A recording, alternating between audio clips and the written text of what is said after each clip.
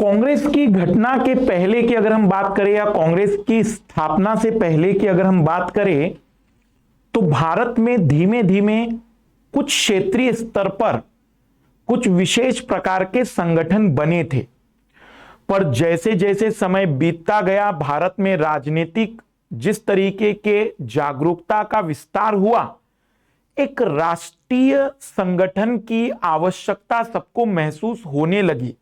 और वही राष्ट्रीय संगठन हम जानते हैं 1885 में फाइनली स्टैब्लिश हुआ। तो पहले जानने की कोशिश करते हैं कि 1885 से पहले जितने भी संगठन थे वो किस प्रकार के थे, उनकी किस प्रकार की आधार थे, किसने प्रारंभ किए थे।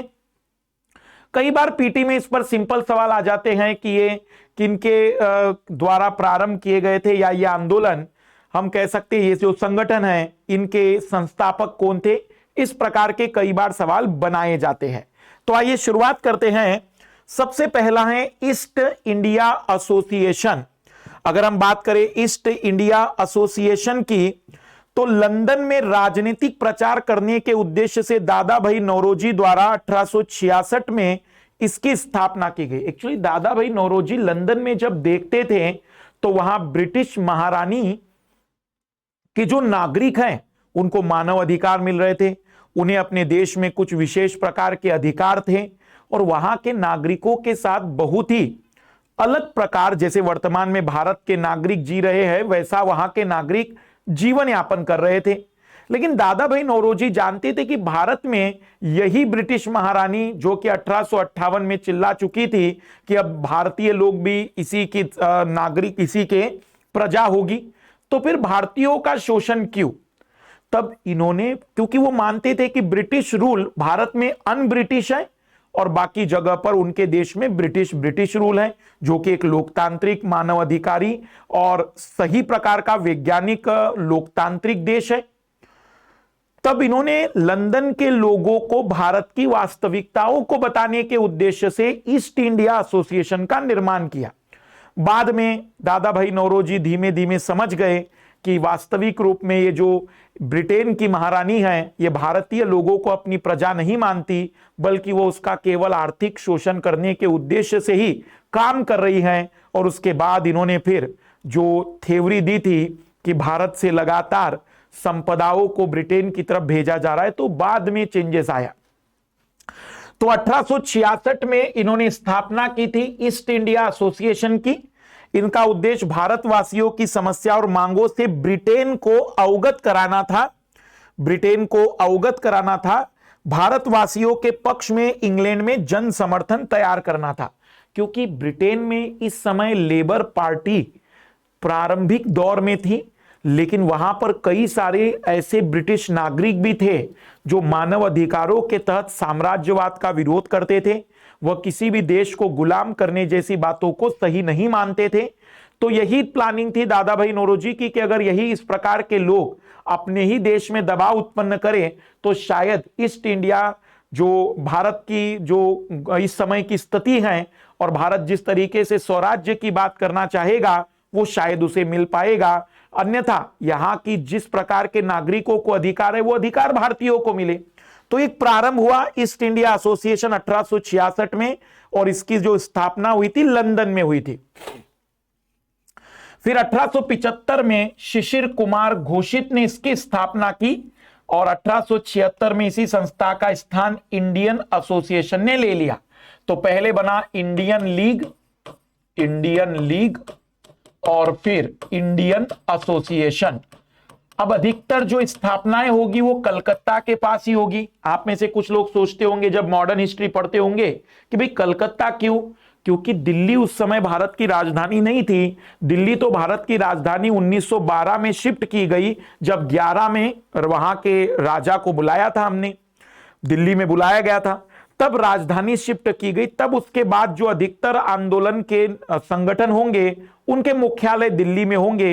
लेकिन उस दौर में जब हम कांग्रेस के पहले या 1912 से पहले के अधिकतर संगठन देखेंगे तो अधिकतर संगठन हमें बंगाल में मिलेंगे, अधिकतर संगठन के जो नेता होंगे वो बंगाली होंगे। उसका कारण है क्योंकि जहां पर भी राजनीतिक शक्ति का केंद्र होता है उसके आसपास ही राजनीतिक सत्ताएं भी स्थापित होने लग जाती है। तो कहीं ना कहीं हमारी लड़ाई कहीं ना कहीं कलकत्ता से थी। कलकत्ता का मतलब हुआ कि कलकत्ता में उस समय ब्रिटिश शासन का सेंटर होता था, तो परिणाम स्वरूप अधिकतर स्थापनाएं हमें कलकत्ता या बांग्लादेश उसके आसपास मिलेगी, क्योंकि बांग्लादेश तब भारत का हिस्सा था। तो शिशिर कुमार घोषित ने इसकी स्थापना की 1876 में। इसी को इंडियन एसोसिएशन कहा जाता है। और याद रखिएगा कि इंडियन एसोसिएशन यही कांग्रेस की पहली या इसके पूर्ववर्ती संस्थाएं, मतलब यही बाद में कांग्रेस में कन्वर्ट होगी। और सुरेंद्र नाथ बैनर्जी और आनंद मोहन बोस इसके प्रमुख नेतृत्वकर्ता रहेंगे। तो सबसे पहले हम बात करेंगे इंडियन लीग 1875। एक साल में इसको नाम देने लग गए हैं इंडियन एसोसिएशन। जैसे ईस्ट इंडियन एसोसिएशन हुआ उधर हुआ था, और फिर इसके बाद आ जाएगा कांग्रेस, मतलब कांग्रेस यही बनेगी। लेकिन ऐसा नहीं कि इकलौती यही संस्थाएं थी, इसके अलावा भी बॉम्बे में भी, क्योंकि बॉम्बे भी एक महत्वपूर्ण केंद्र के रूप में उभर चुका था। मद्रास, उस जमाने का मद्रास, वर्तमान का चेन्नई, उस जमाने का बॉम्बे, वर्तमान का मुंबई। इंडियन एसोसिएशन की स्थापना 1876 में सुरेंद्रनाथ बैनर्जी और आनंद बोस ने की, यही नेतृत्वकर्ता। इसको भारतीय राष्ट्रीय कांग्रेस का पूर्वगामी कहा गया। भारत में प्रबल जनमत तैयार करना, लोगों को संगठित करना, सिविल सेवा के भारतीयकरण के पक्ष में मत तैयार करना आदि। जरा ध्यान से समझना, इस समय इस संस्था से जो जुड़े हुए लोग होंगे ना, थोड़ा व्यवहारिक चलिए। इस समय संस्थाओं में जो लोग जुड़े होंगे वो कोई आम नागरिक तो होंगे नहीं, और ना ही वो मध्यम वर्ग के लोग हैं। वो जमींदार वर्ग है, जागीरदार वर्ग है, नवाब लोग हैं।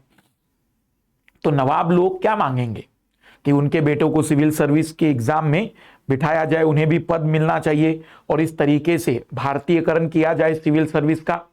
दूसरा, इन लोगों ने जो संगठन बनाए वो राजनीतिक केवल और केवल कि भाई आप थोड़ी सी रियायत दीजिए, टैक्सेस की दर को कम कर दीजिए, बहुत ही सॉफ्ट डिमांड इनकी रहेगी, रिक्वेस्ट करेंगे। तो एक तरीके से इंडियन एसोसिएशन इसकी स्थापना हुई और ये कांग्रेस का पूर्वगामी माना जाता है। पर इसी दौर में जैसे कलकत्ता में सक्रियता थी, बंबई में भी थी। तो बंबई प्रेसिडेंसी एसोसिएशन, अब प्रेसिडेंट इस शब्द क्यों जोड़ा भाई, क्योंकि इनके 3 प्रेसिडेंशियल क्षेत्र थे, मद्रास, बंबई, कलकत्ता। कलकत्ता का जनरल गवर्नर जनरल कहलाया, फिर वाइसराय हो गया पूरे भारत का।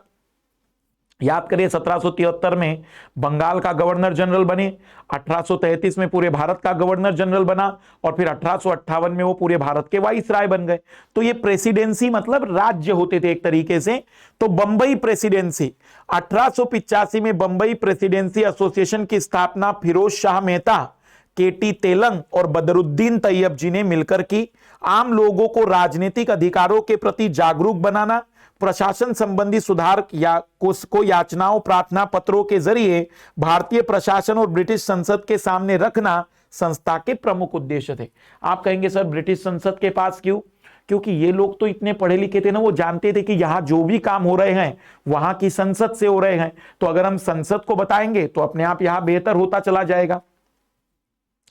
ओवरऑल कहें तो ये आम नागरिक को अभी जागरूक करना था, क्योंकि हमारे नागरिकों ने अभी तक एक ऐसी व्यवस्था नहीं देखी थी जहां लोग सरकार को चुनेंगे और सरकार उनके लिए काम करेगी। भले आज आप लोगों को इतना अचरज नहीं लगता है, क्योंकि हम उस पीढ़ी से हैं जिन्होंने अपने देश में लोकतांत्रिक की स्थापना के 30-40 वर्ष के बाद जन्म लिया। उसका परिणाम यह हुआ कि हमें लगता है कि सरकारें ऐसी ही चुनी जाती थी। लेकिन इन लोगों ने सरकारों के रूप में राजाओं को देखा है, जहां राजा का कोई राजा नहीं होता था, राजा जो कर दे वो अंतिम मान लिया जाता था, कोई उसका विरोध नहीं कर पाता था। तो लोगों को अवेयर करना था कि देखो भाई अब ऐसा होगा कि सरकार हम चुन सकते हैं, आप लोगों को इसकी मांग करनी पड़ेगी। तो ये जनमत को तैयार करना प्रारंभ करते थे। तो कांग्रेस के पूर्व हम कहेंगे कि लंदन में दादा भाई नौरोजी ने, यहां पर इंडियन लीग, फिर इंडियन एसोसिएशन की स्थापना हुई, और फिर बॉम्बे प्रेसिडेंसी एसोसिएशन की भी स्थापना हुई 1885 में। और फिर वो समय आ गया जब भारत में एक राष्ट्रीय संगठन का निर्माण हुआ, भारतीय राष्ट्रीय कांग्रेस की स्थापना। 1884 में एक सेवानिवृत्त अंग्रेज अधिकारी ए.ओ. ह्यूम के प्रयासों के प्रयत्न से एक संस्था इंडियन नेशनल यूनियन की स्थापना हुई। ध्यान से सुनना, कई प्रकार के सिद्धांत दिए जाते, कई प्रकार की थ्योरियां है। माना जाता है कि इस अंग्रेज अधिकारियों को उस दौर के जो वाइसराय थे उन्होंने कहा था कि तुम भारतीयों के राजनीतिक मांगों को हमारे सामने रखते चलो, ताकि हमें पता चले कि भारतीय किस लेवल तक की मांग कर रहे हैं, और हमें पता चले कि कहीं 1857 जैसा विद्रोह अचानक ना हो जाए, हमें पहले से ही जानकारी रहे। तो इसे सेफ्टी वॉल्व के सिद्धांत के तहत माना जाता है कि जैसे भाई बलून है या कोई भी चीज जिसमें लगातार हवा भरती चली जाए तो फट जाता है। तो इनका कहना है कि सेफ्टी वॉल्व के तहत इन्होंने प्लानिंग क्या की कि धीमे धीमे भारतीयों के अंदर जो गुस्सा भरा पड़ा है, भारतीयों की जो मांगे हम धीमे धीमे पूरी करते चलेंगे, छोटी छोटी मांगे जो हमारे लिए जरूरी होगी या ऐसा लगता है कि हाँ उससे हमें कोई नुकसान नहीं होगा, ऐसी मांगों को, तो इसे सेफ्टी वॉल्व कहते हैं। ये बाद में जो गरम दल के नेता थे इन्होंने याद दिलवाया इन नरम दल के नेताओं को कि भाई तुम जो सोच रहे हो तुम अंग्रेजों की ही मदद कर रहे हो। यदि तुम्हें सच में भारतीयों को स्वाधीनता की बात करनी है तो अंग्रेजी सामानों का विरोध करो और प्रार्थना पत्र नहीं, खुलकर विरोध करो। ऐसी बात बाद में समझ में आएगी, जब बनाया गया तब नहीं समझ में आती है चीजें, जब बाद में 20 साल 25 साल हो जाएंगे तब इस प्रकार के थ्योरी सिद्धांत आगे आते हैं जो बताते हैं कि 1885 में जो कांग्रेस की स्थापना हुई थी उस स्थापना के पीछे अंग्रेजों की क्या चाल थी। कुछ लोग चाल कहते, कुछ लोग कहते कि नहीं, ये भारतीय धीमे धीमे संगठन बना रहे थे, उन्हें एक राष्ट्रीय संगठन की आवश्यकता थी, उसी राष्ट्रीय संगठन की पूर्ति के लिए इस संगठन का निर्माण किया गया। इस यूनियन ने पूना में इंडियन नेशनल यूनियन की स्थापना की थी। किसने? ए.ओ. ह्यूम ने इंडियन नेशनल यूनियन बनाया था। इस यूनियन ने पूना में 1885 में राष्ट्र के विभिन्न प्रतिनिधियों का सम्मेलन आयोजित कराया, मतलब बंबई से, मद्रास से, बंगाल से सब लोगों को बुलाया, लेकिन पूना में हैजा फैल जाने से उसी वर्ष यह सम्मेलन फिर बंबई में करना पड़ा। तो इन महाशय ने ए.ओ. ह्यूम ने एक इंडियन नेशनल यूनियन बनाई थी, इंडियन नेशनल यूनियन, और इन्हीं के अंडर में 1885 में सब अलग अलग जगह के जो भी क्रांतिकारी विचार नहीं रखने वाले लोग उस समय मतलब नहीं के बराबर थे, हाँ, लेकिन जो जागरूक लोग थे, पढ़े लिखे लोग थे, जो राष्ट्रीय मांग रखते थे, जो ब्रिटिश के सामने भारतीयों की मांगों को रखते थे, उन सबको बुलाया गया। और इस सम्मेलन में सर्वप्रथम अखिल भारतीय कांग्रेस का गठन किया गया। कांग्रेस का अखिल भारतीय, नाम पर गौर करना, अखिल भारतीय मतलब पूरे भारत का। कांग्रेस के प्रथम अधिवेशन की अध्यक्षता वेमेश चंद्र बनर्जी ने की थी। वेमेश चंद्र बनर्जी ने की थी अध्यक्षता। तो आइए देखते हैं कांग्रेस का प्रथम चरण 1885 से 1905। यह नरम दल का चरण इसलिए कहलाता है क्योंकि इस दौरान अधिकतर इसके जो नेता थे वो जमींदार, जागीरदार, नवाब लोग थे। पर जैसे जैसे लोगों का पार्टिसिपेशन इसमें बढ़ता चला गया और जैसे जैसे लोग इसके अंतर्गत शामिल होते चले गए, हमें बाद में पता चला कि अब यह संगठन केवल यह एक सामान्य राजनीतिक संगठन नहीं रहा। पहले तो कांग्रेस के कई सम्मेलन में अंग्रेज भी अधिकारी आते थे, कई जनरल आते थे, गवर्नर आते थे, और वो देखते थे कि भाई किस प्रकार की मांगे रख रहे हैं। पर धीमे धीमे जैसे जैसे कांग्रेस के संगठन में अंग्रेजों का विरोध किया जाने लगा और अंग्रेजों के वास्तविक चेहरे को दिखाया जाने लगा, तो अब ये कांग्रेस का विरोध करने लगे अंग्रेज लोग, और उन्हें लगा कि अब ये संगठन किसी भी प्रकार से सही संगठन नहीं रहा। तो आइए देखते हैं शुरुआत का नरम दल। कांग्रेस की स्थापना के प्रारंभिक वर्षों का नेतृत्व उदारवादी नेताओं के द्वारा किया गया, इसलिए इस काल को उदारवादी काल कहा जाता है।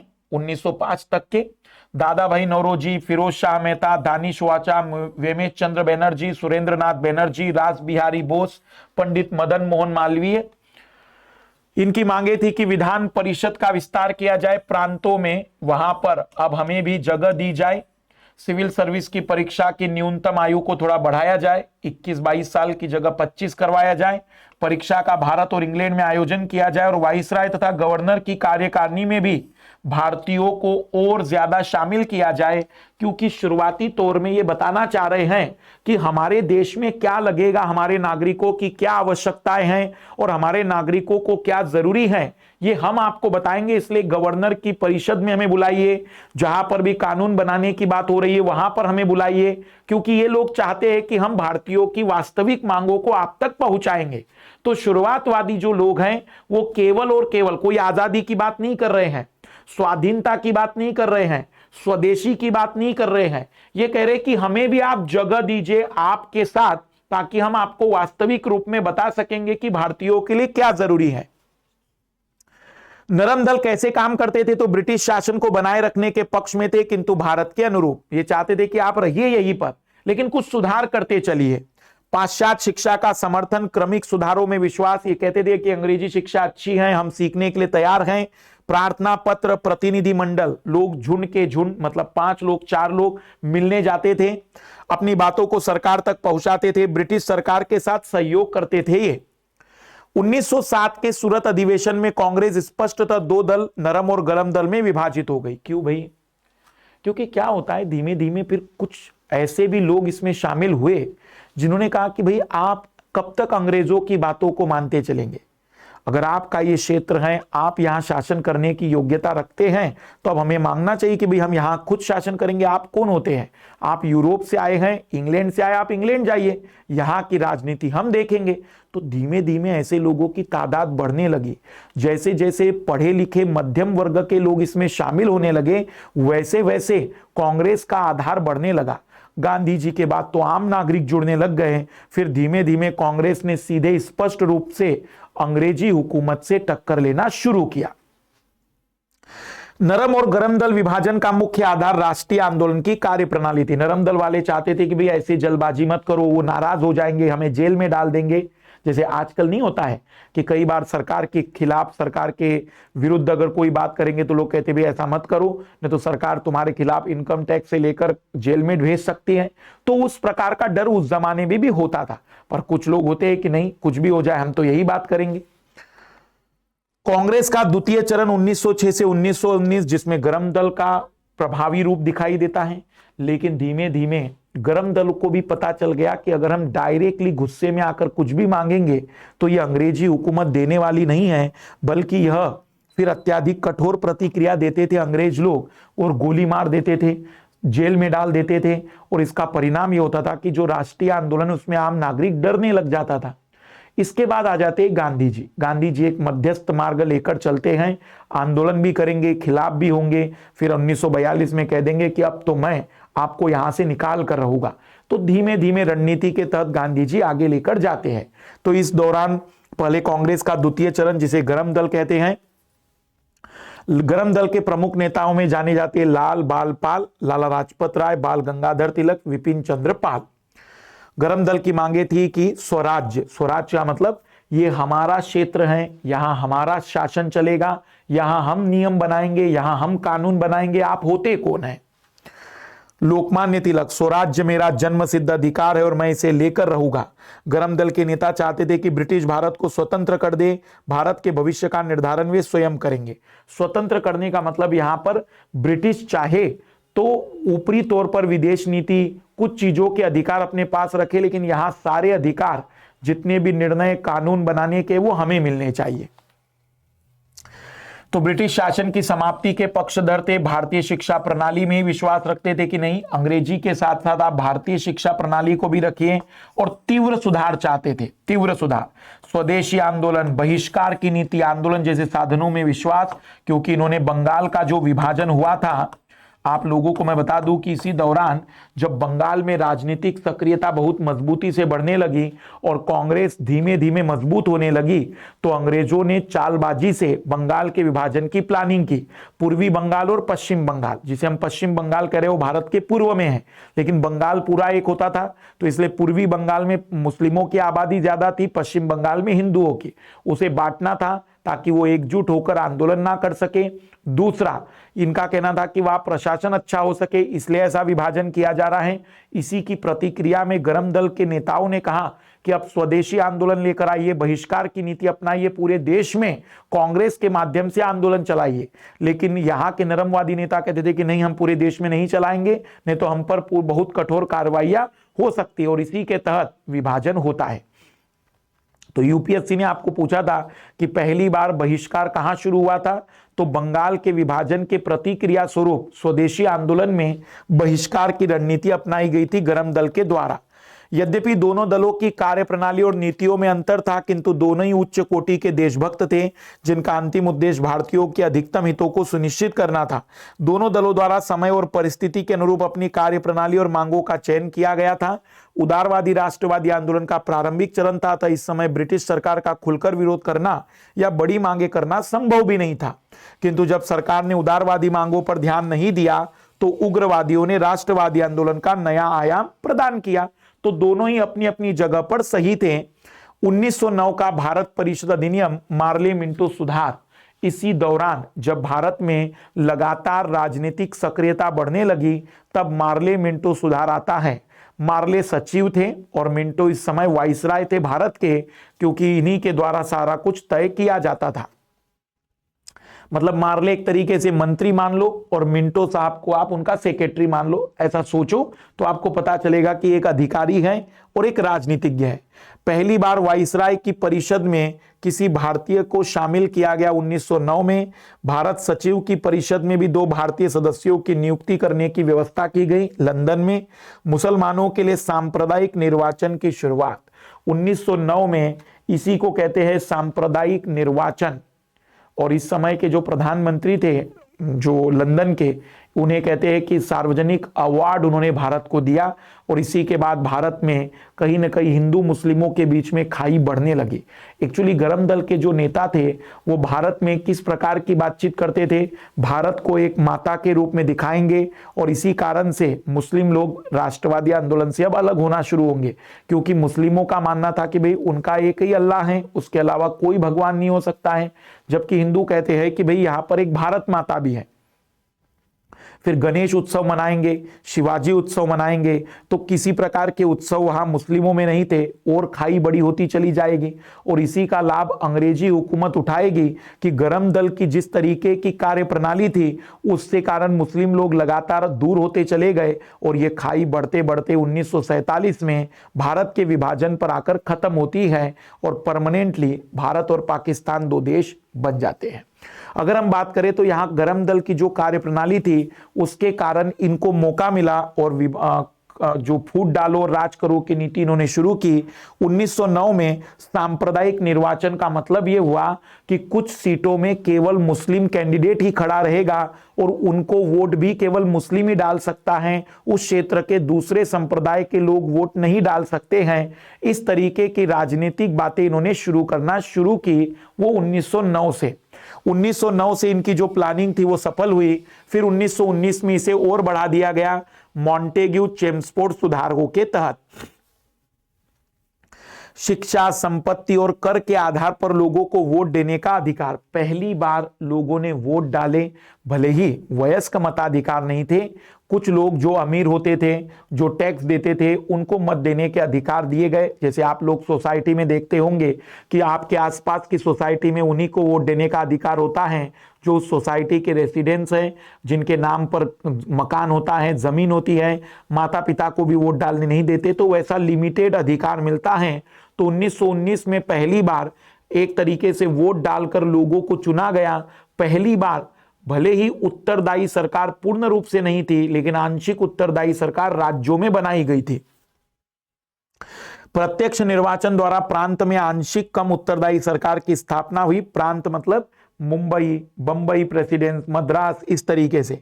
प्रांतीय विधानमंडलों में दोहरा शासन अर्थात हस्तांतरित और आरक्षित विषय। ध्यान से सुनना, 1919 के अधिनियम को याद रखे जाता है ड्वेल, दोहरे शासन के लिए। प्रांतों में जो भी लोग चुनकर आएंगे, क्योंकि वोट डालकर गए थे, तो इन अंग्रेजी हुकूमत ने क्या किया कि विषयों का बंटवारा किया।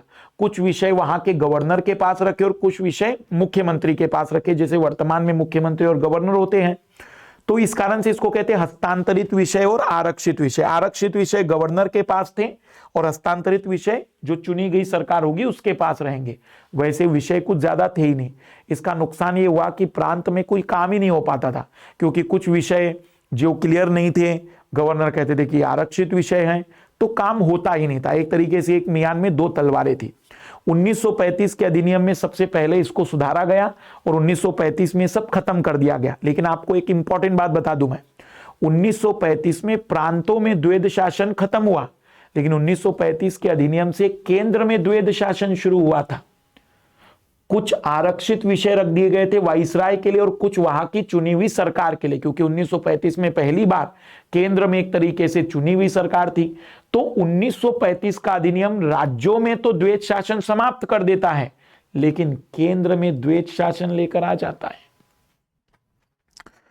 तो 1929 में प्रांतों में दोहरा शासन था। सिख, भारतीय, ईसाई, आंग्ल भारतीयों के लिए भी सांप्रदायिक निर्वाचन का विस्तार कर दिया गया। लोक सेवा आयोग, जी हां, यूपीएससी का गठन हुआ और राज्यों का बजट पहली बार केंद्र से अलग बनाया गया। राज्यों का बजट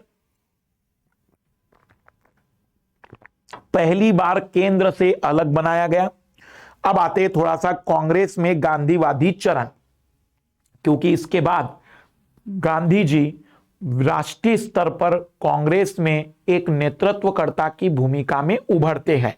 तो ये पहला चरण था नरम दल का, दूसरा चरण था गरम दल का, तीसरा चरण था गांधीवादी दल का। तो आइए जरा देखते 1947 गांधी जी जब भारत आए तो उनके गुरु थे गोपाल कृष्ण गोखले। गुरु मतलब उन्होंने कहा भाई इन्होंने ही मुझे बताया कि क्या करना है। इन्होंने कहा कि आप ऐसा करिए, पहले पूरे भारत का भ्रमण करिए, आपको वास्तविकता पता चलेगी कि भारत की समस्या क्या है, भारत के लोग कैसे हैं, इनको कैसे जागरूक किया जा सकता है। क्योंकि गांधी जी के बारे में पहले से ही तारीफें सब लोगों को पता थी कि अफ्रीका में गांधी जी बहुत कुछ बेहतर करके आए हैं। अफ्रीका तक में गांधी जी ने बेहतरीन आंदोलन चलाए थे और उसी के तौर पर उनका नाम भारत तक में पहुंच चुका था। तो जब ये भारत लौटे थे तो उन्हीं के नाम पर प्रवासी भारतीय दिवस आज भी भारत में मनाया जाता है। जनवरी के महीने में गांधी जी भारत लौटे थे। गांधी जी ने पहले 3 आंदोलन चलाए थे जो क्षेत्रीय आंदोलन थे। चंपारण आंदोलन 1917 में किसानों के लिए, अहमदाबाद मिल आंदोलन 1918 में मजदूरों के लिए, और खेड़ा आंदोलन ये भी बहुत ही फेमस आंदोलन रहा था। इसी में पटेल साहब से मुलाकात हुई थी। इन्हीं आंदोलनों के सफल होने के बाद गांधी जी का कांग्रेस में एक तरीके से ओहदा बढ़ गया था। तो चंपारण आंदोलन, अहमदाबाद मिल आंदोलन और खेड़ा आंदोलन गांधी जी के 3 पहले आंदोलन थे। फिर आया उसी समय 1919 में कानून। ये कानून कहता था कि हमें जब भी किसी पर डाउट होगा, क्योंकि कांग्रेस का विस्तार अब बहुत बढ़ गया था, कांग्रेस की मांगे भी बहुत स्वदेशी वाली हो गई थी, स्वराज्य वाली हो गई थी, डोमिनियन स्टेट की बात करने लग गए थे। तो इनको डर पैदा होने लगा अंग्रेजों को। तो अंग्रेजों ने कहा भाई हमें जिस पर डाउट होगा हम उसे कभी भी गिरफ्तार कर लेंगे, और केवल शक के बिना पर। भारतीय राष्ट्रवादी आंदोलन में सक्रिय रूप से भागीदारी का अवसर गांधी जी को रोलेट एक्ट से मिला। 1919 में पारित इस एक्ट के अनुसार ब्रिटिश सरकार किसी भी भारतीय को मात्र शक के आधार पर गिरफ्तार कर सकती थी और जेल में रख सकती थी। फिर उसी समय जलियांवाला बाग हत्याकांड 1919 में होता है। अमृतसर के लोकप्रिय नेता डॉक्टर सत्यपाल और डॉक्टर किचलू की गिरफ्तारी और रोलेट एक्ट के विरोध में शांतिपूर्ण आंदोलन चल रहा था जलियांवाला बाग में। 13 अप्रैल 1919 को जनरल डायर ने इस भीड़ पर गोली चला दी, जिसमें असंख्य लोग मारे गए। अंग्रेजी सरकार द्वारा हंटर कमेटी का गठन किया गया और हंटर कमेटी ने कहा कि यह सामान्य बात थी, कोई उनका अपराध नहीं था। एक तरीके से उस जनरल डायर को क्लीन चिट दे दी थी। इसी के दौरान कांग्रेस ने भी नेहरू रिपोर्ट तैयार करवाई थी। वो भली ऑफिशियल नहीं थी, लेकिन उन्होंने कहा था कि नहीं, जनरल डायर जिम्मेदार हैं। फिर खिलाफत, उस समय प्रथम विश्व युद्ध में तुर्की और जर्मनी की मित्रता थी। जर्मनी की हार तय हो गई थी, तो फिर तुर्की के साथ कहीं न कहीं अन्याय होने वाला था। प्रथम विश्व युद्ध में तुर्की अंग्रेजों के विरुद्ध जर्मनी के साथ थी, किंतु भारतीय मुसलमानों का सहयोग लेने के लिए ब्रिटेन ने झूठा आश्वासन दिया कि वह तुर्की के विरुद्ध कोई कार्रवाई नहीं करेगी। किंतु युद्ध के बाद अंग्रेजों ने तुर्की का विभाजन कर दिया। वैसे तुर्की में भी क्रांति हो गई थी कि तुर्की कहे कि अब हम भी यहां पर एक तरीके से लोकतांत्रिक प्रणाली लाएंगे। तो उस समय गांधी जी ने इन सभी बातों को ध्यान में रखते हुए एक राष्ट्रीय स्तर पर आंदोलन प्रारंभ किया, जिसका नाम रखा असहयोग। मतलब हम आपको कोई सहयोग नहीं करेंगे, गांधी जी कहेंगे कि हम आपको कोई भी किसी भी प्रकार से मदद नहीं करेंगे। गांधी जी ने दिसंबर 1920 के नागपुर अधिवेशन में असहयोग आंदोलन की घोषणा कर दी। अब मैं आपको एक छोटी सी बात यहां कहानी के रूप में फिर याद दिला दूं। एक्चुअली गांधी जी जब इस आंदोलन के बारे में बातचीत करने जा रहे थे तो तिलक साहब ने इसका विरोध किया कि धर्म के आधार पर मत शुरू करिए, क्योंकि हमारा अनुभव रहा था कि जब 1905 में हमने शिवाजी उत्सव, गणेश उत्सव मनाए तो फिर वह एकता नहीं रह पाई। तो धर्म के आधार पर कुछ भी करना कहीं ना कहीं एकता नहीं रहेगा। लेकिन गांधी जी कहे कि नहीं, हम तो मुसलमानों का सपोर्ट ले लेंगे खिलाफत के नाम पर। इसी कारण से फिर मुस्लिमों ने दोनों आगे के गांधीवादी आंदोलन में सपोर्ट नहीं किया, क्योंकि धर्म के आधार पर यह आंदोलन शुरू किया गया था। तो मुसलमानों को लगा कि गांधी जी ने उन्हें ठगा है। फिर दूसरा, जब तिलक की मृत्यु हो गई तो गांधी जी ने उनके ही मृत्यु के 13वें दिन घोषित किया कि अब तो तिलक साहब को सही श्रद्धांजलि तभी दी जाएगी जब आंदोलन शुरू होगा। अब क्योंकि कांग्रेस में नेता का कोई भी अभाव था, गांधी जी वैसे भी थोड़ा सा नाम चल गया था, 3 सफल आंदोलन भी करके आ गए थे, तो गांधी जी के नेतृत्व में स्वीकार हो गया असहयोग आंदोलन नागपुर अधिवेशन में। ब्रिटिश सरकार का असहयोग करना मतलब कोई मदद नहीं करना। जितने भी भारत में वकील थे, जितने भी भारत के अधिकारी थे जो भारतीय थे, वो अंग्रेजों की कोई मदद नहीं करेंगे। 5 फरवरी 1922 को गोरखपुर जिले के निकट चोरी चोरा कांड गांधी जी द्वारा आंदोलन वापस लिया गया। आप लोगों को मैंने बताया था चोरी चोरा कांड के बारे में।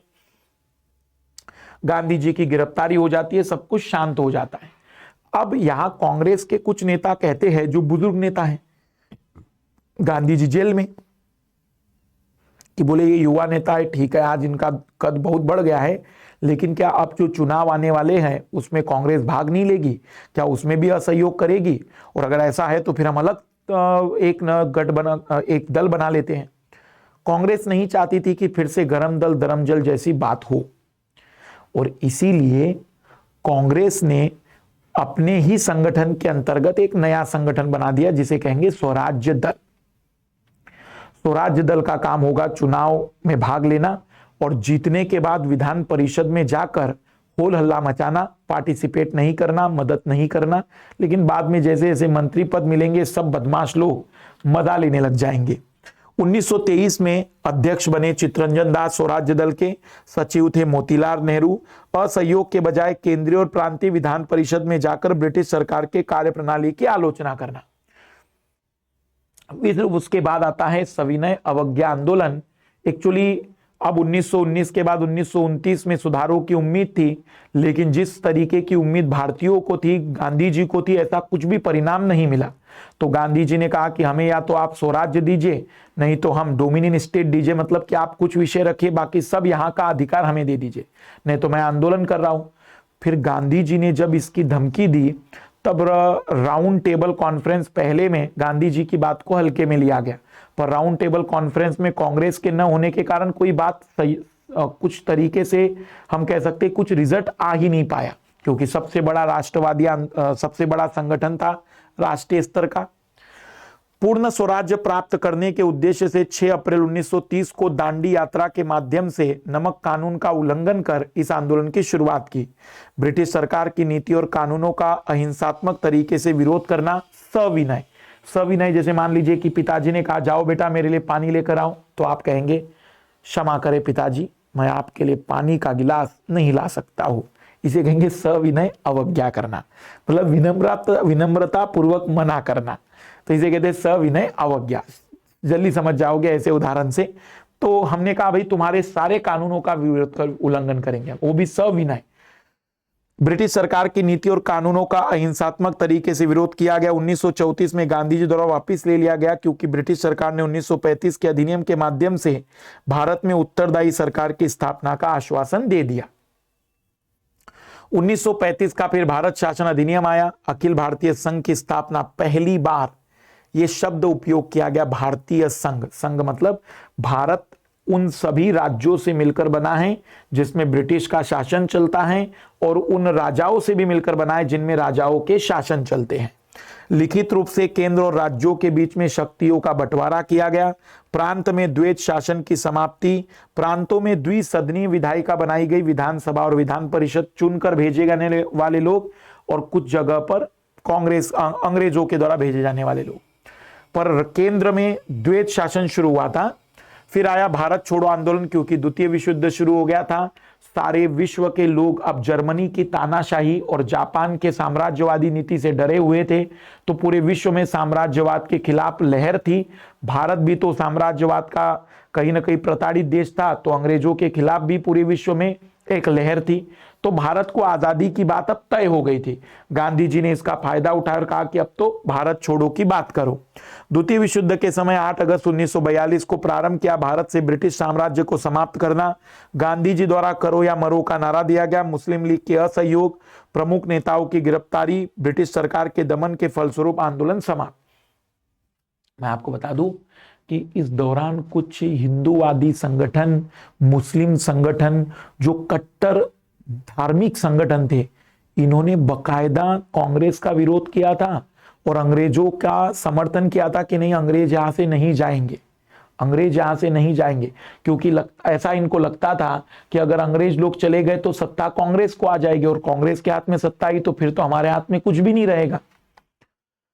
फिर 1946 में कैबिनेट मिशन, क्योंकि अब भारत में लगातार सत्ता की बात हो रही थी। उधर चुनाव हुए ब्रिटेन में और लेबर पार्टी जीती। एटली की सरकार बनी और उसने तत्काल में निर्णय लिया कि अब हम भारत को आजाद करते हैं। भारत की आजादी कैसे होगी, किस तरीके से हमारे लोग वापिस आएंगे, उसकी रूपरेखा तैयार करने के लिए इन्होंने 3 मंत्रियों को भेजा अपने कैबिनेट के, इसलिए इसको कैबिनेट मिशन कहते हैं। 1946 में 3 सदस्यों वाला एक कैबिनेट मिशन भारत पहुंचा, जिसमें लॉर्ड पैथिक लॉरेंस, स्टीफोर्ड क्रिप्स और अलेक्जेंडर शामिल थे। कैबिनेट मिशन का उद्देश्य भारत में संवैधानिक सुधारों की रूपरेखा निर्मित करना और केंद्र में एक ऐसी सरकार स्थापित करना जो भारत की बागडोर संभाल सके। मुस्लिम लीग की मांग को इसने अस्वीकार कर दिया था कि पाकिस्तान नहीं बनेगा, फिर भी कैबिनेट मिशन सबने मान लिया। सरकार भी बनी, लेकिन जब सरकार बनी तो मुस्लिम लीग को लगा कि मेरा पाकिस्तान वाला मामला तो ठंडा पड़ रहा है, तो इन्होंने डायरेक्ट कार्रवाई की बात कर दी और फिर भारत में दंगे शुरू हो गए। बहुत नरसंहार हुआ, पूरे विश्व में इसकी आलोचना हुई। इधर अंग्रेजों की छवि विश्व में खराब हो रही थी कि इस देश को संभालने वाले अंग्रेज ही तो थे। एक तरफ तो जर्मनी और जापान का विरोध करने वाले लोग तानाशाही का विरोध करते हैं, तो ये भी तो देश में नागरिकों का हत्या हो रही है और कुछ नहीं कर रही सरकार, तो अंग्रेजों की बदनामी हो रही थी। तो वहां के जो प्रधानमंत्री जल्द से जल्द चाहते थे कि अब भारत से निकलो, क्योंकि अब इस भारत को संभालने की जिम्मेदारी लेना मतलब खुद की बदनामी करना थी। तो फिर कैबिनेट मिशन जैसे असफल हुआ तो माउंटबेटन साहब आए। एटली ने घोषणा कर दी कि भारत में बढ़ते सांप्रदायिक दंगे और अंतरराष्ट्रीय दबाव के मद्देनजर ब्रिटेन के प्रधानमंत्री एटली ने 1947 को घोषणा की कि जून 1948 तक ब्रिटिश सरकार भारत को आजाद कर लेगी। सोचो, 1948 से पहले ही निकलना चाह रहे। फिर माउंटबेटन भेजे गए फाइनल वाइसराय के रूप में। माउंटबेटन इनके रिश्तेदार में से ही थे। माउंटबेटन ने भारत में सांप्रदायिक तनाव की स्थिति को देखते हुए भारत के विभाजन की योजना प्रस्तुत की, जिसे कांग्रेस सहित मुस्लिम लीग द्वारा भी स्वीकार कर लिया गया।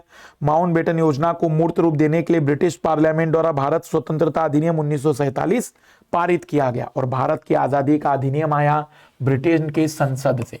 भारत को संप्रभु राष्ट्र घोषित कर दिया गया। भारत तथा पाकिस्तान 2 संप्रभु राज्यों के गठन का प्रावधान। देशी रियासतों को भारत अथवा पाकिस्तान में शामिल होने के साथ स्वतंत्र रहने का तीसरा विकल्प दिया गया।